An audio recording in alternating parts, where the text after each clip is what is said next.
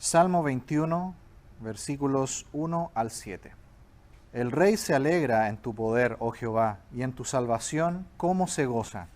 Concedió el deseo de su corazón, y no le negaste la petición de sus labios, porque le has salido al encuentro con bendiciones de bien. Corona de oro fino has puesto sobre su cabeza. Vida te demandó y se la diste. Largura de días, eternamente y para siempre. Grande es su gloria en tu salvación. Honra y majestad has puesto sobre él, porque lo has bendecido para siempre. Lo llenaste de alegría con tu presencia, por cuanto el rey confía en Jehová, y en la misericordia del Altísimo no será conmovido. Bien, en esta noche vamos a ver que el creyente se alegra en la misericordia de Dios. Si hacemos un poco de memoria, ¿recuerdan de qué se trató el Salmo 20? El Salmo 20 era una petición de oración donde se juntaron todos al frente del tabernáculo, porque en ese tiempo el templo todavía no estaba hecho. En este tiempo es David el rey, si ustedes lo notan ahí, el subtítulo del Salmo 21 dice Salmo de David, y también el Salmo 20 lo mismo, Salmo de David. Es decir, todavía no había templo en Israel, solamente estaba el monte Moriah, el monte Sión, y ahí estaba el tabernáculo, ahí estaba el lugar donde los sacerdotes hacían todo el ritual de sangre, de sacrificios para acercarse a Dios y para que el pueblo pudiera estar en comunión con Dios. Y aquí se reúnen entonces porque un pueblo enemigo ha amenazado a Israel, le ha declarado la guerra y se ha juntado el ejército, se ha juntado el rey David, están frente al tabernáculo y además están los sacerdotes y aparentemente el sumo sacerdote guiando este tiempo de adoración. Y le piden al Señor que los proteja y que les dé la victoria. De eso se trataba el Salmo 20. ¿Y ahora se fijaron de qué se trata el Salmo 21? El rey se alegra en tu poder, oh Jehová, y en tu salvación. Es decir, el Salmo 20, oraron, fueron a la guerra, obtuvieron la victoria, han regresado. La amenaza sobre el pueblo de Israel, una amenaza nacional de destrucción. Recuerden que desde Génesis 3, que Satanás se enteró que de la descendencia de la mujer iba a venir el Mesías, Satanás siempre ha tratado de matar, de destruir el linaje del Mesías. Caín mató a Abel, ¿lo recuerdan? El faraón trató de matar a todos los niños del pueblo de Israel en Egipto. Y sin ir más lejos, llegando al tiempo del nacimiento de Jesús, Herodes mandó a matar a todos los niños. Satanás siempre ha tratado de matar, de destruir la línea genealógica del Mesías. Han vuelto de la guerra, el pueblo de Israel está salvo y vuelven y cantan este salmo de adoración a Dios. De eso se trata, ese es el contexto histórico de este Salmo 21. Vuelven, se junta nuevamente el pueblo, los sacerdotes, el ejército, para dar gracias a Dios porque la victoria les ha sido dada. Si ustedes lo notan, no se trata de nosotros, no se trata de nuestros planes. Dios escogió a este linaje, al pueblo de Israel, para que de este linaje viniera finalmente el Mesías. En Miqueas 5 está la profecía donde dice, versículo 1 y 2, que en Belén, de Belén iba a salir el Mesías. De ti me saldrá el que será Señor de Israel y sus salidas son desde la eternidad. Es decir, es la voluntad de Dios que el pueblo de Israel sea preservado, que no sea destruido. Es la voluntad de Dios que el pueblo también se defienda y cuando vengan estos pueblos enemigos a tratar de destruirlos, Dios les dé la victoria para que el pueblo de Dios no perezca. Así que si ustedes se fijan, siempre detrás de todo lo que nos pasa es el plan de Dios, es la voluntad de Dios. Detrás de todo lo que nos pasa hay un plan eterno de Dios. Dios está haciendo algo. No se trata de nosotros. No es que aquí un pueblo enemigo vino y simplemente quiere destruir a Israel. No. Detrás de todo está Dios que escogió a este pueblo para que de él venga el Mesías. Y también está Satanás detrás de estos pueblos enemigos para destruir al pueblo de Israel. ¿Se fijan? Siempre, siempre es la voluntad de Dios. Y a veces nosotros queremos hacer nuestra voluntad y queremos que Dios la haga, ¿cierto? Eso es lo más interesante. Queremos que Dios se una a nuestro camino, queremos que Él haga nuestra voluntad. Y a veces hasta nos molestamos cuando no lo hace, ¿cierto? Aquí vemos que se trata de la voluntad de Dios. Y el creyente, cuando ve cómo Dios actúa en nuestras vidas, se alegra en la misericordia de Dios. Dice el versículo 1, el rey se alegra en tu poder, oh Jehová, y en tu salvación.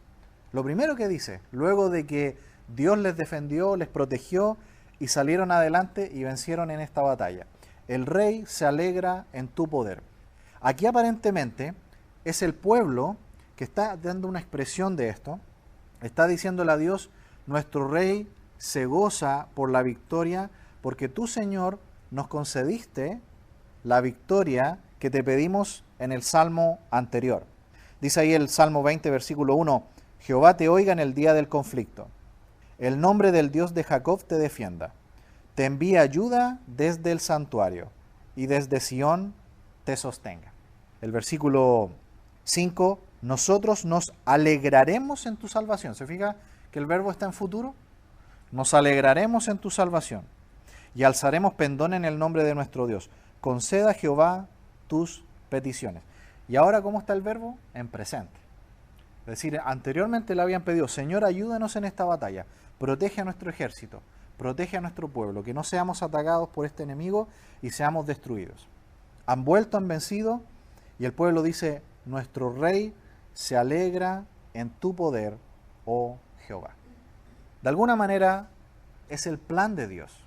Todo lo que nos pasa a nosotros, todas las situaciones que tenemos, familiares, del trabajo, del ministerio, de la iglesia, es Dios que está haciendo Él algo, Él quiere hacer algo, y nos está usando a nosotros para llevarlo a cabo. Y cuando nosotros vamos a hacer eso, tenemos que ir en busca del poder de Dios. Buscar el poder de Dios, la guía de Dios. En el final también de este Salmo 21, el versículo 13, empieza con alegría y termina con alegría. Dice, engrandécete, oh Jehová, en tu poder, cantaremos y alabaremos tu poderío. ¿Se fijan que cuando nosotros confiamos en la misericordia de Dios, en la protección de Dios, el creyente tiene alegría? Yo no sé si le pasa a usted, ¿no? Pero nos puede pasar a nosotros, y quizás lo vemos también en otros creyentes, que hay falta a veces, muchas veces de gozo. A veces los creyentes tenemos falta de gozo, a veces andamos tristes, a veces andamos muy deprimidos. A veces el pueblo de Dios se caracteriza no por ser un pueblo alegre, un pueblo gozoso, sino un pueblo serio, preocupado, muchas veces triste. ¿Cuál es la clave para que estemos gozosos, alegres? Dios quiere que estemos contentos, gozosos, ya lo vamos a ver. Es que confiemos en la misericordia de Dios. Confiemos en que Él tiene un plan, nos está usando y nos va a dar la fuerza para enfrentar cualquier situación que venga a nuestra vida, a nuestra familia, a nuestro ministerio. Y en tu salvación, ¿cómo se goza? Dice ahí la segunda parte del versículo 1.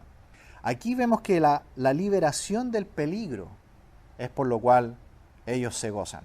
Les has concedido el deseo de su corazón, dice el versículo 2, y no le negaste la petición de tus labios, y ahí hay también un Sela.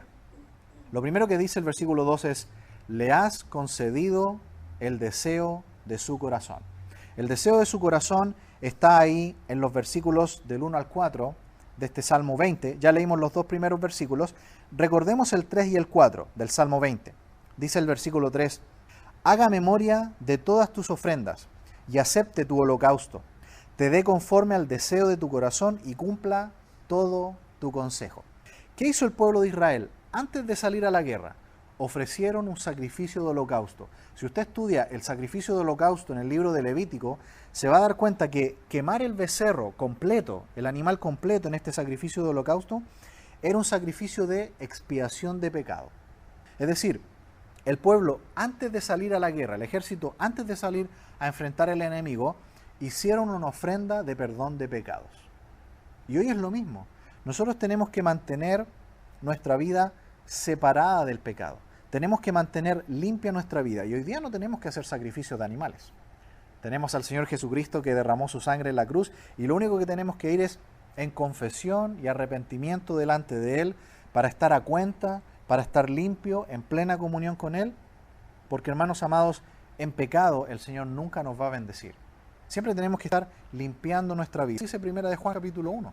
debemos confesar nuestros pecados y Él es fiel y justo para perdonar nuestros pecados y limpiarnos de toda maldad. Pero si encubrimos nuestros pecados, Dios no nos va a bendecir. Dice Proverbios 28:13, el que encubre sus pecados no prosperará, mas el que los confiese y se aparta alcanzará misericordia. Así que el pueblo, antes de salir a buscar la voluntad de Dios y salir a buscar la victoria, ofrecen un sacrificio de perdón de pecados. Limpieza en la vida. ¿Por qué la petición del rey David de tener la victoria le fue concedida? Porque primero, antes de llegar y salir a la batalla como lo hacía el rey Saúl, David busca en comunión al Señor en oración, lo adora, lo alaba, le ofrece un sacrificio de holocausto, encomiendan al Señor todo lo que van a hacer y después salen. Y así debemos hacer nosotros también. Muchas veces hay falta de gozo, hay falta de alegría, porque no encomendamos al Señor nuestro camino, porque no limpiamos nuestro corazón de maldad. Aquí vemos que el deseo de David era la victoria en la batalla, pero no para que David sea alabado después. Recuerden que cuando estaba esta lucha entre Saúl y David, el pueblo decía, Saúl mató a miles y David a sus 10.000, ¿no? El pueblo alababa literalmente a David, más que a Saúl. Pero aquí vemos que David no busca su gloria. Él quiere que Dios sea glorificado y que Dios muestre su justicia. Así que igual nosotros no debemos andar buscando a Dios solamente como un solucionador de nuestros pequeños problemas, sino el fin de todo lo que somos y hacemos. Es decir, para que Dios sea glorificado. Porque los incrédulos, por ejemplo, la gente que no conoce a Dios, solamente se acuerda de Dios en el momento de sus problemas y lo busca para su satisfacción momentánea nada más. Quieren solucionar un problema, pero nosotros no. Nosotros no solamente queremos que nuestro problema se acabe, nosotros queremos buscar la gloria de Dios en medio de todo, ver cómo Dios quiere glorificarse, porque como hemos dicho desde el principio, se trata de lo que Dios quiere hacer en nuestra vida, y a través de nuestra vida, a través de nuestra familia y a través de nuestra iglesia. Sigue diciendo el versículo, y no le negaste la petición de sus labios. Si nosotros somos cuidadosos, nos vamos a dar cuenta que cuando nosotros oramos, Dios puede decir que no. Dios puede negar una petición de oración. A veces podemos estar pidiendo algo que es bueno. Por ejemplo, podemos estar pidiendo por la salvación de alguien. Pero Dios lo va a salvar. ¿Sí o no? Es decisión de Él. Nosotros podemos estar con una persona que está muy enferma, quizás enferma de muerte, quizás peligra su vida. Y nosotros estamos orando por esa persona. Y pedimos que el Señor la salve. Pero el Señor puede no concedernos esa petición. Y el Señor puede llevarse a esa persona. Es decir, nuestras peticiones, aunque sean buenas, aunque sean conforme a la voluntad de Dios, porque la voluntad de Dios es salvar a las personas. El deseo de Dios es ser bondadoso y dar salud a las personas. Pero Él a veces en su voluntad puede decir que no. Aquí David engrandece a Dios, alaba a Dios, porque Él no le negó la petición que Él había hecho. Cuando nosotros vamos en oración tenemos que tener en cuenta esto. Dios no está obligado a dar una respuesta positiva a todas nuestras peticiones. Esto es algo muy importante. Pero cuando lo haga o no lo haga, tenemos que adorarlo igual. Porque la respuesta de Dios, sea sí o no, siempre es mejor que nuestro deseo. Y la voluntad de Dios es mejor de Él que la nuestra. Él tiene un plan y tenemos que confiar. Si no confiamos, no vamos a tener gozo. Pero si confiamos, vamos a tener gozo aún en medio de la incertidumbre y de las pruebas. Nosotros debemos pensar que la voluntad de Dios siempre es lo mejor para nuestra vida. Por otro lado, ¿cómo piden los incrédulos, los inconversos? Los inconversos siempre piden solamente, se acuerdan de Dios cuando tienen problemas y solamente quieren solucionar su problema rápido. Pero nosotros los creyentes siempre pedimos por algo que glorifique al Señor. Pedir conforme al deseo de Dios. Y por eso en esta ocasión Dios no le negó ese deseo a David. ¿Por qué? Porque David sabe que él fue elegido para ser el rey de Israel. Él sabe, esto lo conocemos por 2 de Samuel 7. Dios prometió que el linaje del pueblo de Israel iba a traer la bendición al mundo. Y Dios le dijo a David, tu trono va a durar eternamente. Por lo tanto, cuando David le pide a Dios, Señor, protégenos en esta batalla, David tiene el privilegio en esa ocasión de pedir algo que Dios sabe que se lo va a conceder. La diferencia con nosotros es que nuestras peticiones Dios no siempre las va a conceder. Y tenemos que tener ahí la capacidad de entregarnos a su voluntad y entender que su plan es mejor. Por eso que el versículo 2 termina con un Sela. Esa palabra Sela es una palabra hebrea que es un símbolo musical. Recordemos que los salmos son canciones. Y Sela significa, según los estudiosos, un interludio musical, instrumental. El coro cesa de cantar, estos dos versículos se cantan, y ahora viene un pequeño interludio instrumental. No hay voces, solamente los instrumentos se ejecutan, y significa que es un tiempo para meditar en lo que se cantó antes. Es decir, antes de seguir con el versículo 3, tenemos que meditar en los versículos 1 y 2. Dios quiere que nosotros nos alegremos en la misericordia de Él. En eso quiere que meditemos, que nos alegremos en su misericordia. Sea Dios que nos conceda la petición, o sea Dios que no la haga, porque Él tiene un propósito mayor, debemos alegrarnos, porque el plan de Él es mejor. Dice el versículo 3, porque le has salido al encuentro con bendiciones de bien, corona de oro fino has puesto sobre su cabeza. La primera parte del versículo 3, porque le has salido al encuentro con bendiciones de bien, yo la primera vez que lo leí, suena como que cuando salió el ejército a luchar, Dios salió con ellos al lado y se fueron caminando juntos, como cuando uno sale a caminar con alguien y vamos con la persona al lado. Pero investigando, el término has salido al encuentro no significa eso, no significa que me salió al encuentro y se fue caminando al lado mío.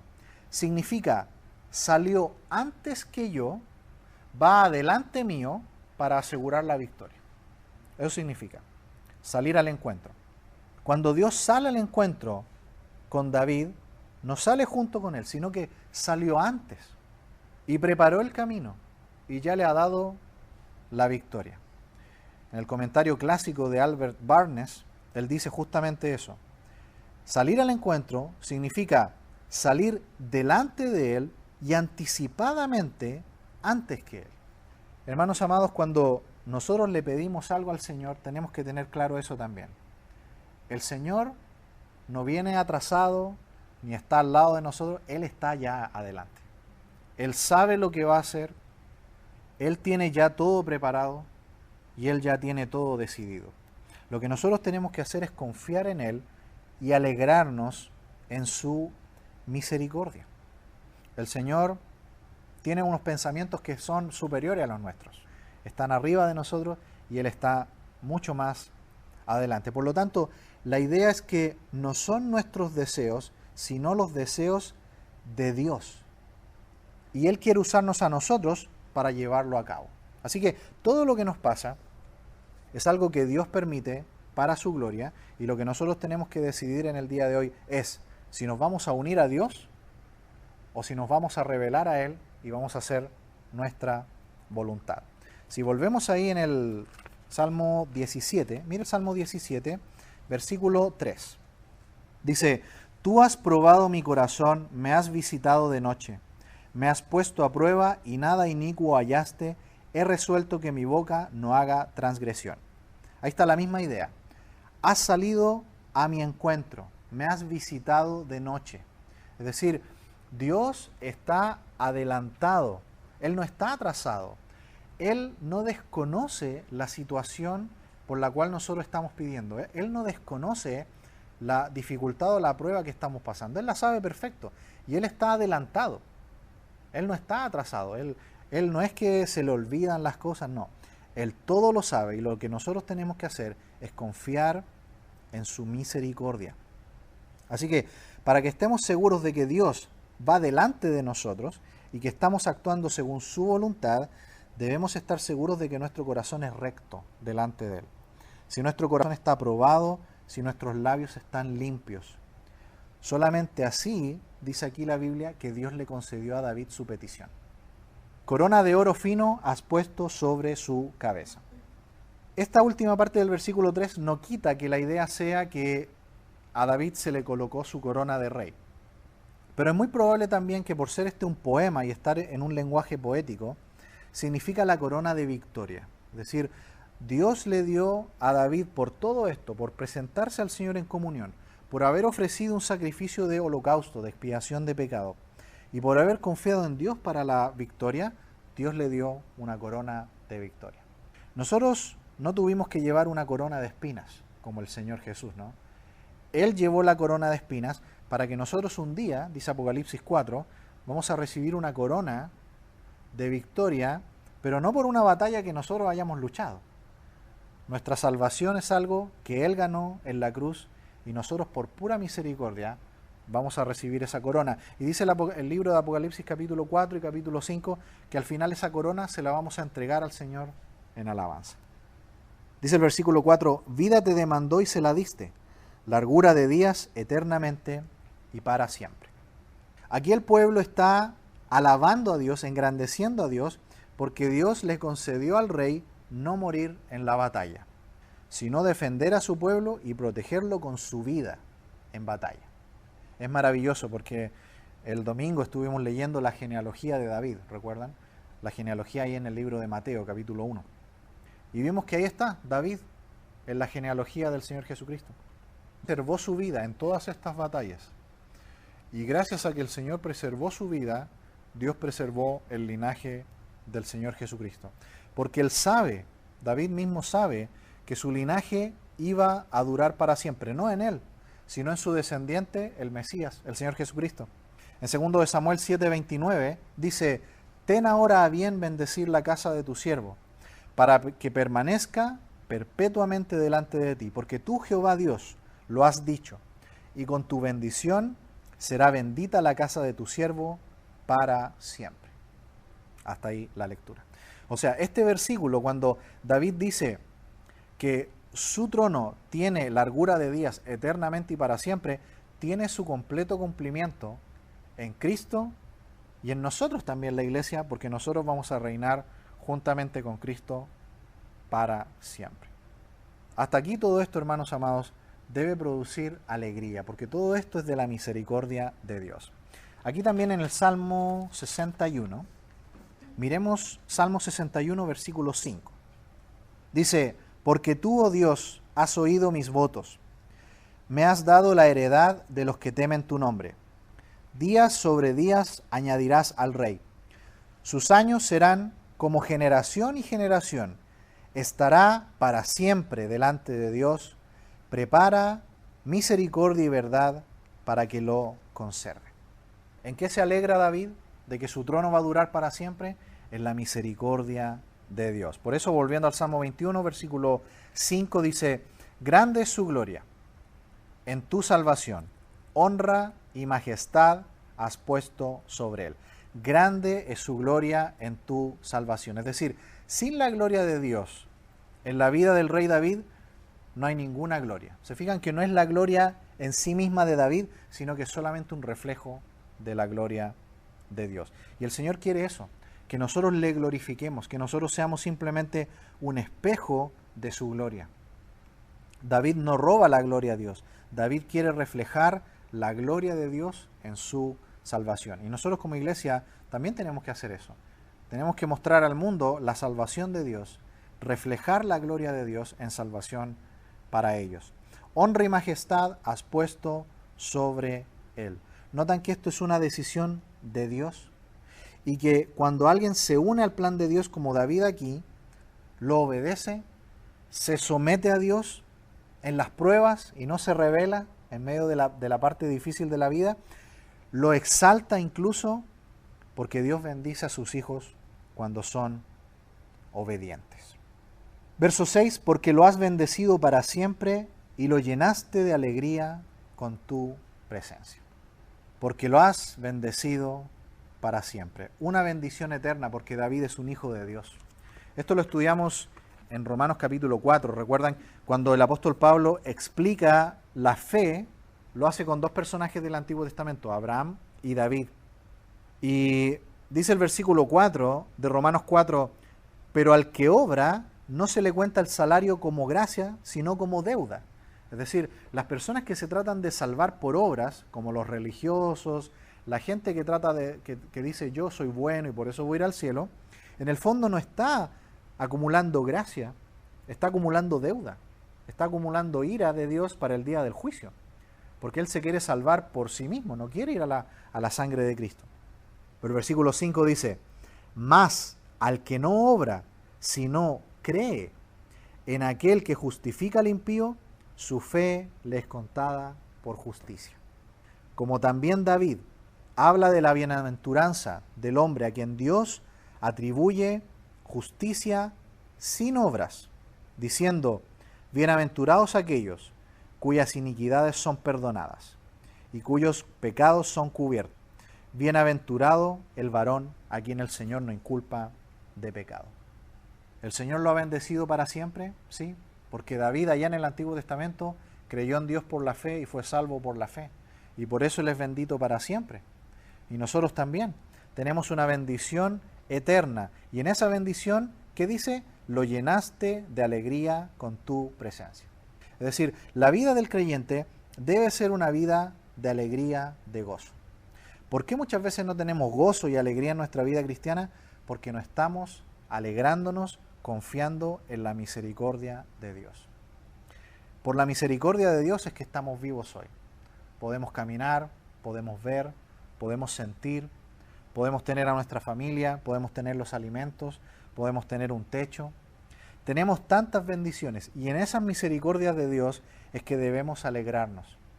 Pero cuando nos empezamos a olvidar de todo eso y lo damos por hecho, y empezamos a poner nuestros ojos en el mundo y en las cosas de este mundo, nos empezamos a enojar, nos empezamos a sentir insatisfechos porque hemos puesto nuestra mirada no en el Señor, sino en el mundo. Aquí la alegría plena o llena de David es saberse en la presencia de Dios. Es actuar de tal modo que siempre estamos conscientes de la presencia de Dios. En ese tiempo la presencia de Dios estaba ahí en el tabernáculo. Ahí estaba la gloria de Dios. Pero ¿qué dice Pablo en Corintios? Nosotros ahora somos templo del Espíritu Santo. La presencia de Dios ahora ya no está más en un objeto, allá en un tabernáculo, mora dentro de nosotros. Por lo tanto, siempre debiéramos tener gozo, a pesar de todo, de saber que la presencia de Dios está en nosotros, de saber que la misericordia de Dios siempre nos está sosteniendo. Mañana en la mañana, cuando despertemos en la mañana, acuerdémonos por la misericordia de Dios, un día más. Así que del mismo modo nosotros debemos hacer todo como en la presencia de Dios y así evitamos cualquier cosa desagradable en su presencia y todo pecado. Termina esta sección con el verso 7. Por cuanto el rey confía en Jehová y en la misericordia del Altísimo, no será conmovido. ¿Por qué David tiene alegría? Porque él confía en la misericordia del Altísimo. Por eso no será conmovido, nada. David ya sufrió bastante, lo vimos hasta el Salmo 18. Él hasta el Salmo 18 cuenta cómo Saúl lo persiguió por tanto tiempo tratando de matarlo, ¿cierto? Pero él aquí dice, yo he confiado todo este tiempo en la misericordia de Jehová y por eso no me desesperé, no fui conmovido. David pudo salirse de la voluntad de Dios, pudo rebelarse. David pudo varias veces tomar la justicia por sus manos y haber matado a Saúl, varias veces pudo hacerlo. Pero él siempre dijo no, yo no voy a tocar al ungido de Jehová, voy a esperar en Jehová. A su tiempo el Señor me va a exaltar. Porque Él me pidió ser rey, yo no lo pedí, Él me pidió. Él me va a levantar cuando sea tiempo. Aquí dice, terminando, por cuanto el rey confía en Jehová. Aquí la alegría, la obediencia, ¿qué produjo en David? Confianza, confianza. ¿Saben lo que significa confiar? Descansar en. Eso significa confiar. ¿Dónde descansaba David? En Jehová. Y eso tenemos que hacer nosotros también. En nuestras vidas entra la duda, la inseguridad, una mala conciencia, muchas veces porque no estamos gozándonos en Dios, no estamos en obediencia a Dios. Y por tanto, dejamos de andar por fe y empezamos a andar en la carne y no tenemos confianza en Dios y por eso hay falta de gozo. Ponemos la mirada en el mundo y comenzamos a dar tumbos. Pero el Señor Jesús nos ofrece su paz. ¿Recuerdan Juan 14, 27?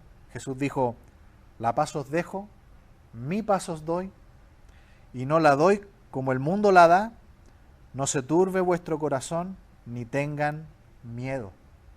Más adelante ahí mismo en Juan 15, les dice a los discípulos en el versículo 9, como el Padre me ha amado, así también yo os he amado. Permaneced en mi amor. Si guardareis mis mandamientos, permaneceréis en mi amor. Así como yo guardo los mandamientos de mi Padre, yo permanezco en su amor. Estas cosas os he hablado para que mi gozo esté en vosotros y vuestro gozo sea cumplido. Hasta ahí la lectura. Vuestro gozo sea cumplido, sea lleno, sea pleno, gozo pleno. Tal como lo leíamos al principio de la reunión. En el Salmo 16, 11, dice, me mostrarás la senda de la vida. Salmo 16, 11. En tu presencia hay plenitud de gozo, delicias a tu diestra para siempre.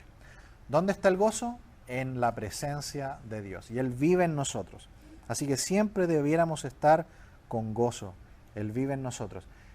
Nos volvemos dudosos, inseguros, nos ponemos enojados, nos ponemos insatisfechos cuando empezamos a mirar al mundo y nos volvemos inconscientes de que la presencia de Dios mora en nosotros. En la misericordia del Altísimo no será conmovido. Así termina este párrafo. Es decir, cuando estamos conscientes de la misericordia de Dios, logramos soportar las pruebas y ver la mano del Señor en los momentos duros. Esto fue lo que ayudó a David a mantenerse firme. Vimos en esta noche, hermanos amados, que el creyente se alegra en la misericordia de Dios. Confiemos en la misericordia de Dios y vamos a lograr tener alegría aún en los momentos duros. Tenemos el gozo de Cristo. Él nos dejó su gozo para que esté en nosotros. Vamos a orar.